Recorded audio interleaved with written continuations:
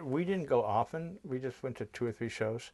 Um, but it was like going to a basketball game or something like that, where it was the home team.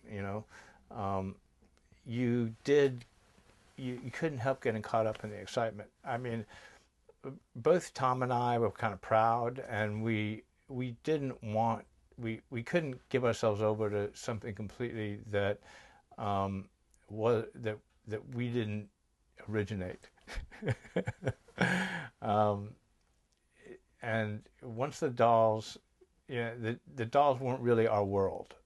I mean, that's why we came up with something else. Uh, we kind of offered a kind of alternative to the dolls in a way, like we were in the next step. Um, but so uh, we didn't really uh, we didn't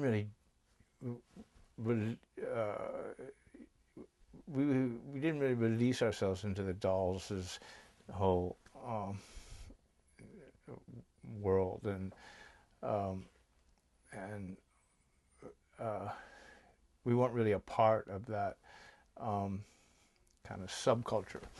Um, but it was inspiring, and you could really appreciate what was going on, and it, what was unleashed in those shows. But yeah, we weren't in that, um, like we we were kind of observers.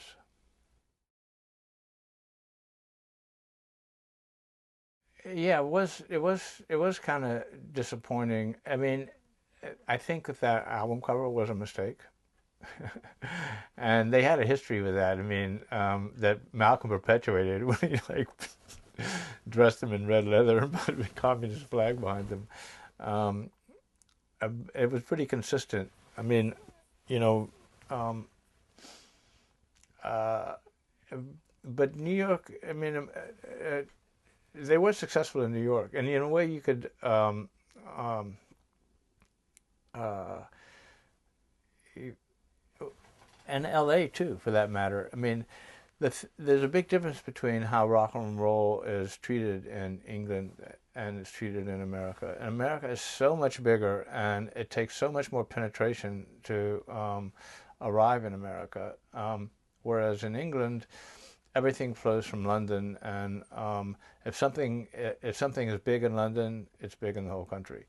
Um, Whereas that's not true in America. Um, it's a real challenge um, to go from local success in L.A., New York, to this huge mass of Middle America in between. Um, but also, with hindsight, um, uh, it's easy to see how they were kind of doomed um, with, uh, you know, pretty quickly Johnny and Jerry, chose drugs over over music.